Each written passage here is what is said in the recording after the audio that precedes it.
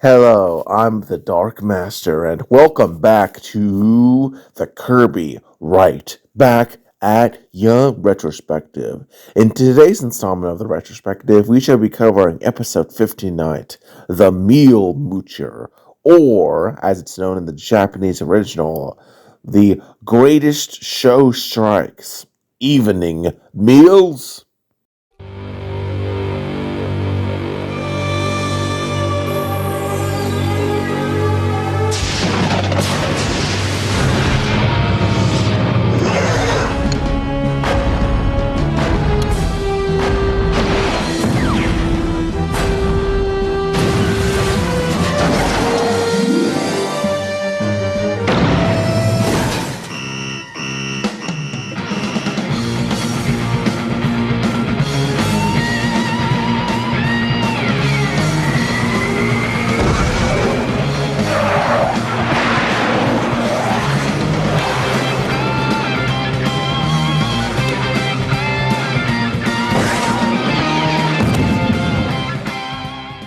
This episode was originally released in Japan on November 30th, 2002 as the 59th episode, while the English dub was released on December 13th, 2003.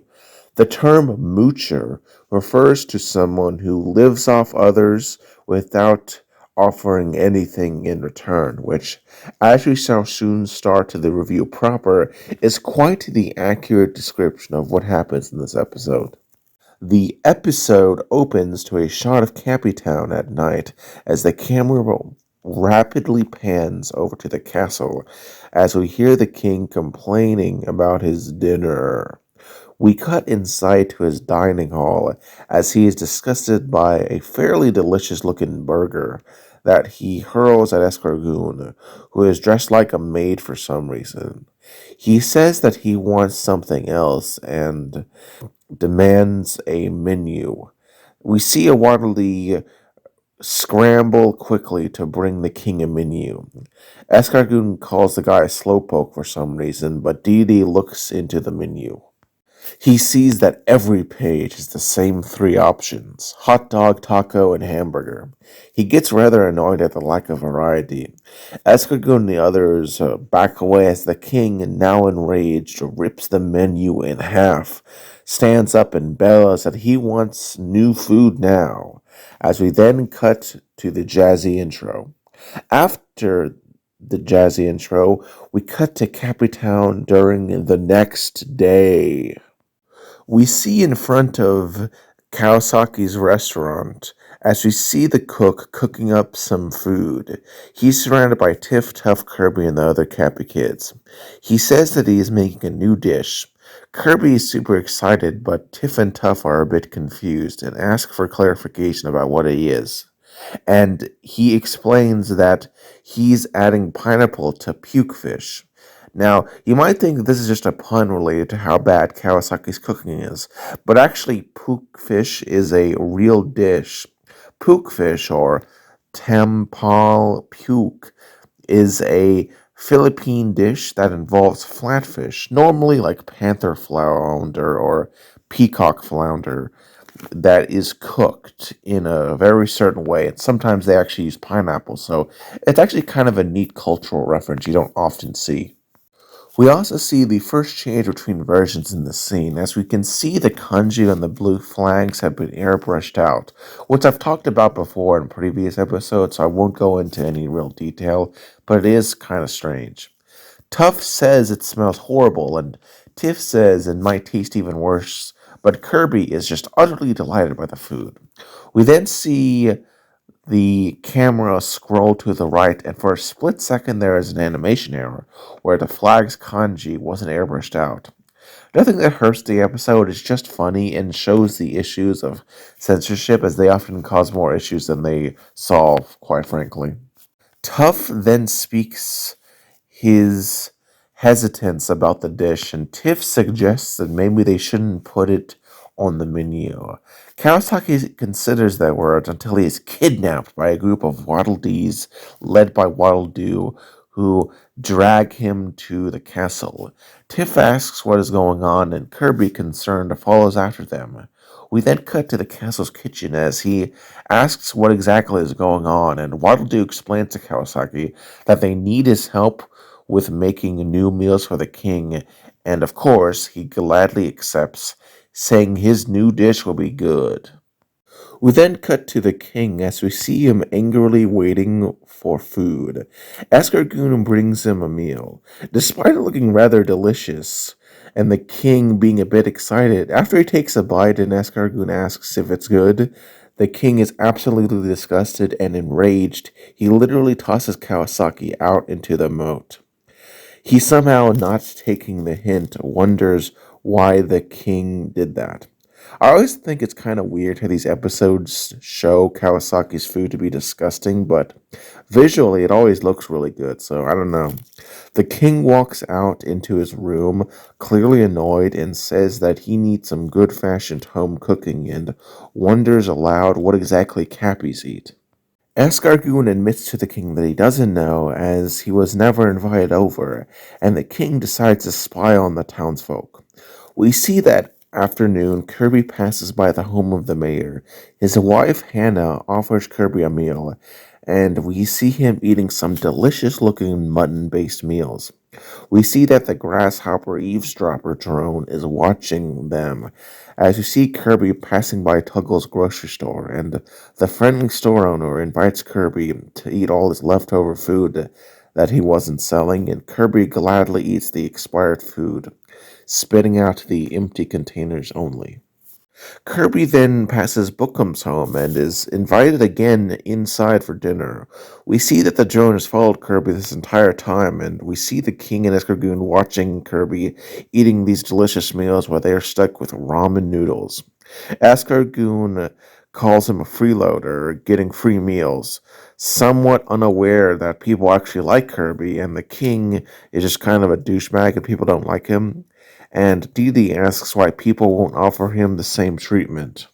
Escargoon rightfully points out how townsfolk just like Kirby's personality more, but the king shoves a noodle cup in the poor snail's mouth and orders him to find a way to get those townsfolk to cook for him. We then cut to a channel DDD broadcast with some neat cook-inspired transitions as Escargoon announces the new game show. In the Japanese original, it's called Direct Hit. We see another small animation error here as the flash shown on TV screen also for some reason appears on the wall behind the television, which doesn't really make any sense. It's funny, but not really a notable big negative. Anyway, this dinner time special in the English dub is not named and instead explains what exactly the game show is in that case. Honestly, that change doesn't really matter, frankly, because whether or not the show gets a name like Direct Hit Dinner Time doesn't really matter, as it doesn't fundamentally alter the plot. We see Tiff and her family watch as Escargoon explains how the show will have the king judge food given to him, and if they get a high score, they could win a lot of money. Ladylike says it could be nice to win, but Cerebrum says that they're above that sort of thing. However, he rapidly changes his tune as much to his shock as well as that of the family. It is revealed that for their first broadcast, Escargoon and the king will be visiting their area, with the king saying that he likes big portions. We then see a scene of Ladylike and Sir Ibram fixing up their room for the king, and it's here that we see several changes in the Japanese original to the English dub. In the Japanese original, this scene had a rearrangement of the Candy Mountain theme. Despite it being amazing music, the English dub saw 4Kids remove this, honestly really amazing music due to being so incompetent that they failed to get the rights for the series music, which just amazes me. Doesn't that usually come packaged along with distribution rights? Eh. Resuming with the plot, Tuff is confused by their sudden behavior, while Tiff says that some people will do anything to be on TV. Their mother tells them to run to the store and buy a big steak. In the Japanese original, we then see several additional scenes, including Tiff and Tuff buying the meat, Ladylike putting a tablecloth on the table, and Cerebrum is picking out the right wine for the dinner, taking a taste, and we then cut back to Ladylike putting plates on the table. The English dub saw 4 Kids remove all of this, and frankly, I think that's rather stupid. The scene of cerebrum and wine was removed because of the usage of illicit material offending the moral policing parents of the time. As a libertarian, I think doing so is short sighted and unjustified. If you're a decent parent, you won't need to shield your kids from these references, and you can just explain why consuming these substances is bad in a more mature manner. But the other scenes are even more baffling as to why they were removed, as frankly, they were all perfectly fine. I have no idea why 4 Kids would remove them. Regardless, in either version, we then cut to that evening as we see the king arrive in the family's room. We see him appear on television that Tiff, Tuff, and Kirby are watching. We see Escargoon introducing the family, with Dedede complimenting their place and maybe having them pay rent as they enter. Tiff says to a disappointed Kirby that they'll have to make do with leftovers. We then see the king compliment the spread of food as Escargoon says how they will judge whether it's tasty or tasteless like the furniture. Hey man, that's kinda mean. After this cruel joke, we cut to the next change between versions. In the Japanese original, we see Ladylike pour the king a cup of wine. The English dub cut this scene to be shorter, as well as alter the wine to more look like water. Just another instance of unnecessary censorship typical of 4 Kids, who were so concerned about exposing children to illicit substances in any way. Dee says that he should eat at their place more often, so Abram fumbles to compliment him. Tiff comments on how embarrassing of her father that this whole thing is, as we see the next change between versions now. We see a scene of Esargoon commentating on the wine, holding the bottle, saying it earned the family points. 4 Kids saw the English dub remove the scene because, well, it contained a reference to illicit material that, we just find silly nowadays. We see the king enjoying the meal that he was given and decides to show off the food and mocks Kirby, who can only watch on the television. After eating the meat, he seems disgusted by how awful it is, much to the shock of everyone. But it turns out to be a joke, as it's awfully delicious, and Tiff comments on this crass, rating increasing vapidity. But Escargoon sees the opportunity to film her watching the show to promote how good the show is, that even someone as skeptical as Tiff is watching it. In turn, she flings a pillow with such strength that he falls over upon him, and stops his shenanigans with her, as we then see Tuff and Tiff complaining about not getting to eat. We then cut to King Dedede, who is now stuffed like a turkey, as Kirby watches greatly saddened by all this. Escargoon asks what is his ranking, and after a drum roll, we see both the family as well as Bookham's wife, Spikehead and his family, and the mayor plus his wife, watching in anticipation as in the end the king gives 5 stars. For this victory, Escargoon awards the family 5 million Deden, which delights the family. Escargoon interviews the winners, and they say it is truly a wonderful award, and we see the reaction of various cappies. Spikehead's father says the king puts his money where his mouth is, while his mother says that they could get a castle with that sort of moolah. The mayor says they could do better than that, while his wife agrees. Tuggle, the grocery store owner, is quite astounded by the utterly large sum of money. Dr. Yabui comments that he could retire with that sort of funds, but Professor Kirill considers getting involved, as learning to cook can't be that hard. Kawasaki, however, is not as pleased, and worried that if they become used to good food, his restaurant could die. We then cut to outside at night, at the castle, as Tiff on the balcony with her brother and Kirby laments the new show, while her brother asks what will happen, and Tiff hopes people will get sick of feeding the king. She says to Kirby to not get involved, but frankly, I think Kirby doesn't really understand what's going on, and he's just happy to be here. We cut to the next morning as we see the king and his studio crew arriving at Iroh's home. Asgargoon comments on how shabby the hut is, but they shouldn't judge a book by cover and are amazed by a truly beautiful display of food, while Tough, Tiff, Kirby, and the Campy Kids watch as we see Asgargoon introduce the courses, and it's here that we see the next change between versions, as the soup in the Japanese original is called maho tofu, while the English dub changed it to tomato soup with Parmesan croutons. This was done to reduce Japanese cultural references as we see Sir Ibram and Lady like watching. We then cut to the grocery store as Tuggle, Gus, Dr. Yabui, and Professor Curio watch. It is here that we see the next change between versions. In the Japanese original, Asgargoon describes chop suey, sweet and sour pork, chow mein, and Chinese rice wine. In the English dub, this was changed to ragu royale, grilled veggies, goulash, and organic herbal tea. Like last time, this was due to concerns about Americans not really understanding the specific food references, but I think it was a silly decision, and frankly, the names of the food really didn't matter to anything, and I think we give people too little credit for being able to understand basic cultural references. Escargoon then describes shark fin soup and pickled jellyfish in the Japanese original. The English dub outright removes these specific references, and Scargoon ends up talking about the dessert. In the Japanese original, it's called almond jelly, while the English dub changed it to tutti frutti ambrosia, for reasons that I think are evident in such a way that I don't have to explain much beyond four kids didn't think Americans would get the Japanese cultural references. Regardless of the exact naming, Dedede scarfs down all the food ravenously. Iroh, who is watching from the window, says that it looks good, while Kirby watches it in awe. Dedede notices and sarcastically asks him if he wants some, and Kirby is happy, but the king then says he can't have any, much to the baby's chagrin. Escargoon asks the king what is his score, and the king says it's great, and the family is excited.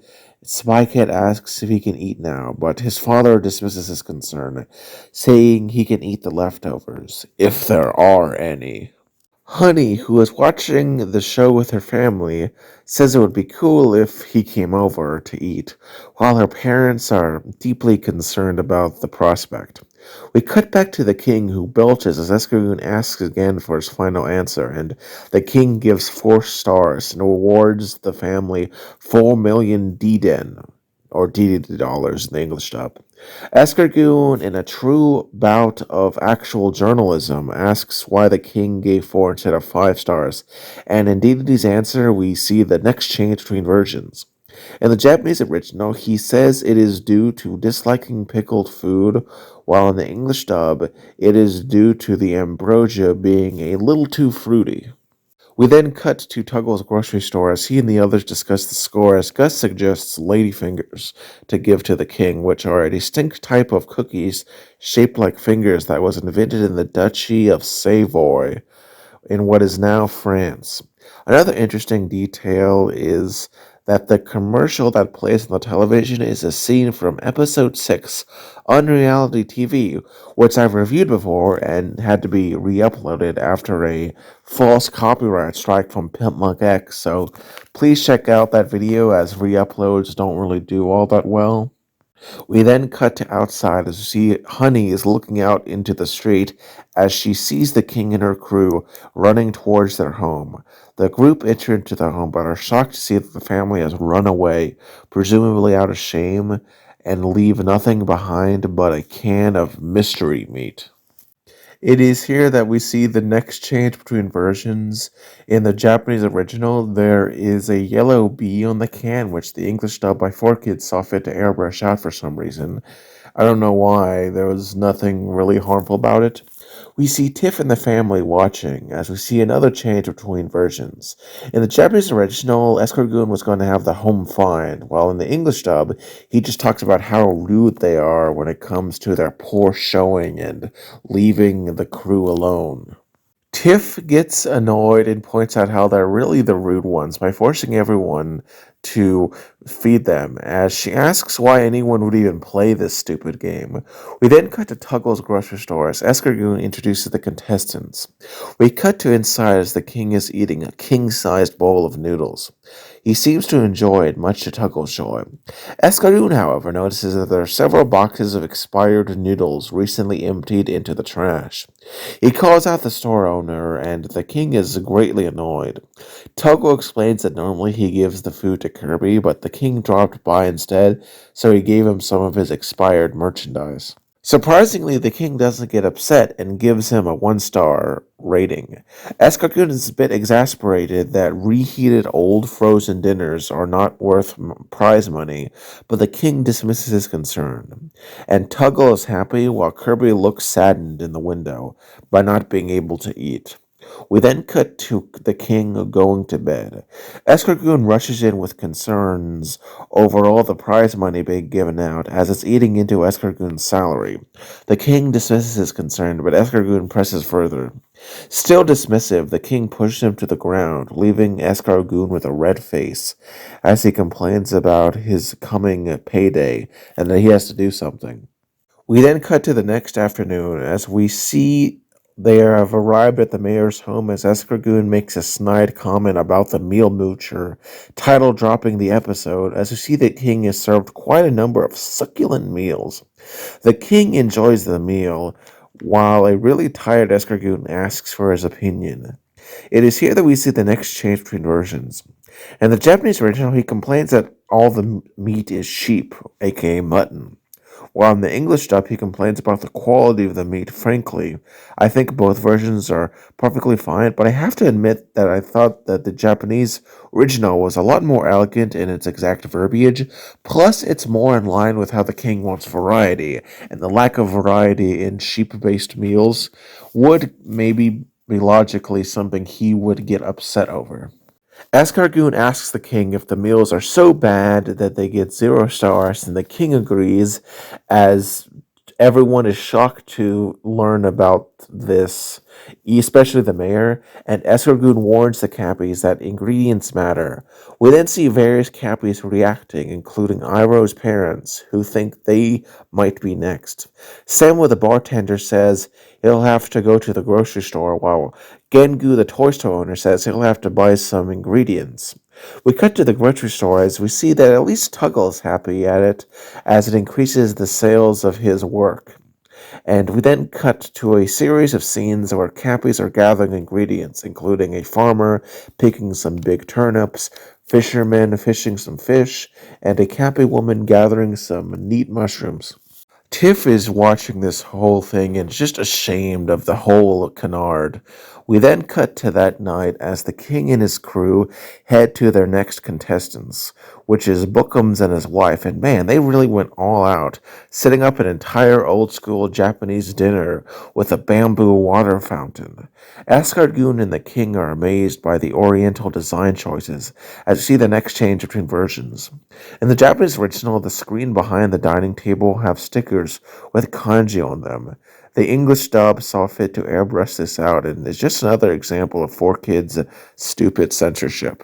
Dedede is greatly interested as Escargoon compliments the presentation and asks Buttercup what are they serving, and she says that first is miso soup, then sushi of 12 different varieties, spring vegetables sprinkled with deliciousness, turkey tempura, broiled eel and onion, and the main course being king crab, which technically isn't a true crab, but whatever.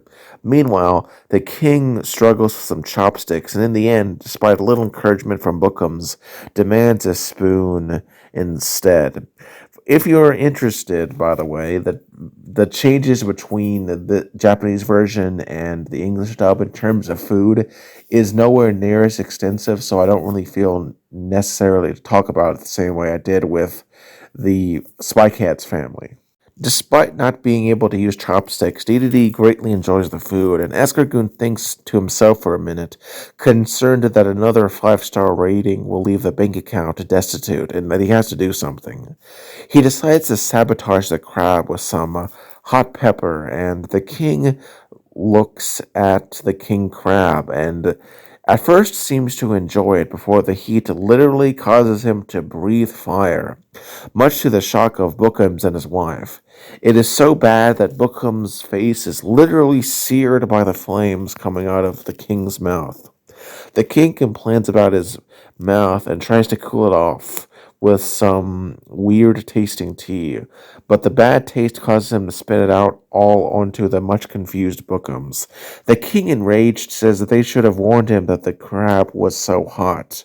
Bookums is a bit confused and tries the crab himself and is set on fire! Buttercup says that there must have been some sort of mistake, and Dedede says the mistake was putting her food in his mouth. But the lady refuses and invokes sabotage and demands to see the tapes as it is revealed that Escargoon sabotaged the crab right in front of everyone. First, since Escargoon was in charge of the Waterleys recording, surely he could have made it so that he wasn't recording himself. And second, how exactly did they not notice? I mean, he did it right in front of them. I mean, the king is rather stupid, so who knows, but Bookums and his wife are not nearly as silly, so I don't know how exactly he got away with that. Of course, everyone is rather upset, and the king says he'll beat Escargoon, who tries to flee the scene. However, he gets caught by the king and demands an explanation. Escargoon explains the money situation, but the king doesn't care, and in an act of petty revenge, force feeds this snail that spicy sauce, which backfires as Escargoon, while in pain, breathes fire on the king's face, and both are scorched. The king is not satisfied and says he still wants crab, to which Escargoon agrees and suggests that he orders out. We then cut to the throne room where we see the king call up the enemy sales guy, who greets him friendly. He asks for a crab while Kirby watches confused, and the enemy sales guy asks for clarification as he himself is a little confused. And the king says he wants a crab, the biggest they got. The enemy sales guy warns him that it's monster sized, but the king is okay with that, and enemy sends over the monster of the week, which let us discuss it now for a bit as it's most relevant. This is Garny, whose name was interestingly not really known until the re-release of the anime on DVD recently, which I recommend you getting as I do think it's worth getting. But beforehand, he was just referred to as a crab. But returning back to the monster itself, it is olive in color and has a pair of buck teeth that for the longest time I always thought was an eye, but no, they're just teeth, and he's seemingly blind. It doesn't really have a credited voice actor either. He just sort of groans of someone. Who knows? That's not credited. Honestly, it's not the most visually interesting of the monsters, one could say. It's probably the weakest, but I definitely think it was pretty fine, honestly, and it really does look like a mini boss from a Kirby game, so I wouldn't say he's all bad. Garny chases after the king, Escargoon, and Kirby, who then flee for their lives. Tuff and Tiff, who are watching and realize Kirby is in danger, rush over to help, going to where the crab chased them, bumping into both Escargoon and Kirby, who are fleeing from the crab. The king is not quite as fast, and so is not lucky, and thus ends up getting caught by the crab. He begs for Kirby's help, while the crab tries to cut him in half. Tiff, sensing an opportunity, tells the king that they'll help him if he cancels his bad show. The king readily agrees and begs for help. Tiff throws the frying pan, which Kirby inhales in order to become...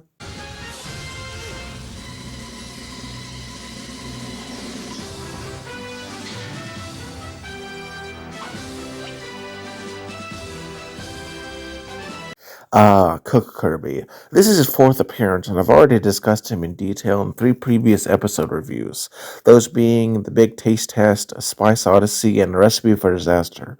All reviews you can check out if you want to more in-depth coverage on the ability, but to keep it brief, I think it made the transition into the anime very well.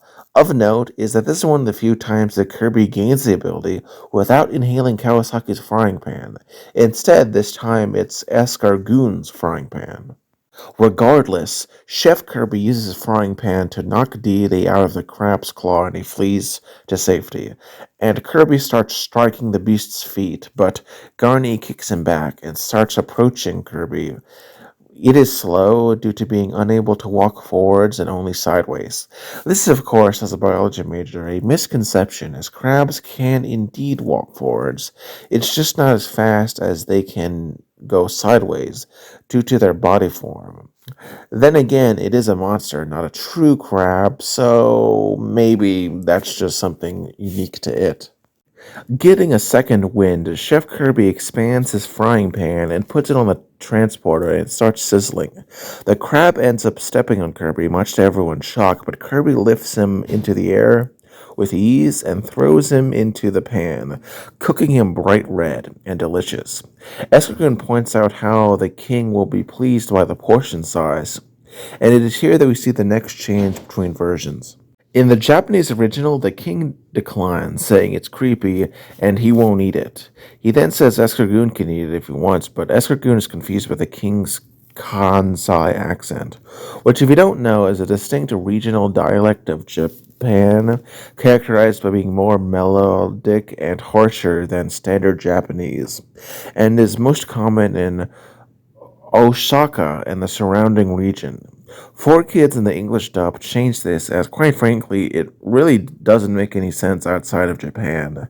Instead, the king says he is sick of crab, especially one bigger than him.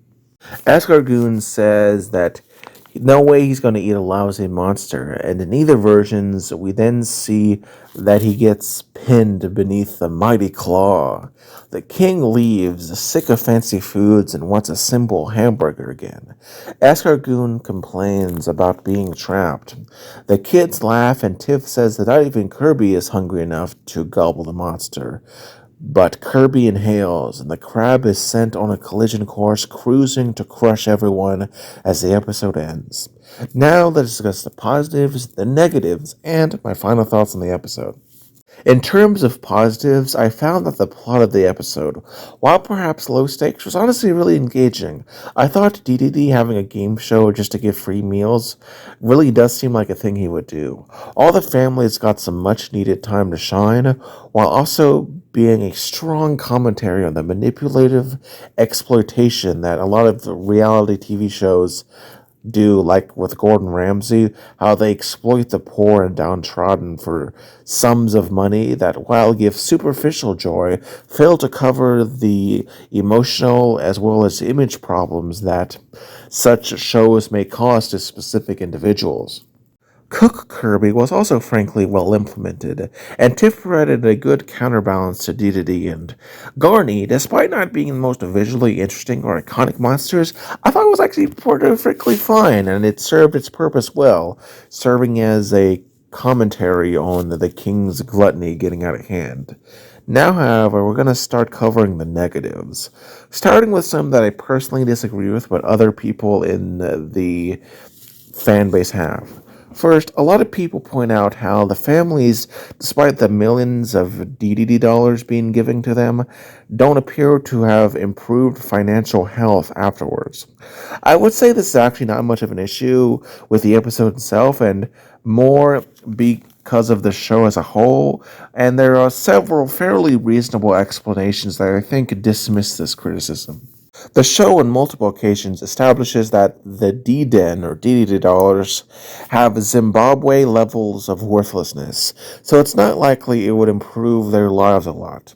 Second, these families could easily spend the money in more utilitarian ways, avoiding gaudy, excessive purchases like that of some people that I hope that I don't feel like I need to name. Third, perhaps most salient, is that the show has an episodic format, and it really wouldn't do anything when it comes to this sort of thing normally, and I think that for the best, as it makes these episodes feel more self-contained. The next weak criticism is that the king acts out of character by not being concerned about his money compared to other episodes. While initially this one makes a little more sense than the previous one, I actually think it also crumbles if you actually think about it a bit more. While yes, the king is a cheap buffoon, he's not a total miser. While yes, he has been concerned about money, this was mostly due to the issues with enemy and wanting to get rid of Kirby. He will spend his money if it is within his own desires, no matter how short-sighted. For me, the biggest criticism would be the censorship seen in some scenes that was frankly, in my opinion, completely unnecessarily and only harmed those scenes in those instances, especially in music. Another issue I thought was that Escargoon could maybe have done a little more, as in the end it was a bit anticlimactic, frankly, and Garney just sort of took the spotlight away. Overall, I thought this was a perfectly okay episode. Nothing outstandingly amazing, but also nothing horribly bad. You will enjoy it if you watch it, but you probably won't miss much if you decide to skip it.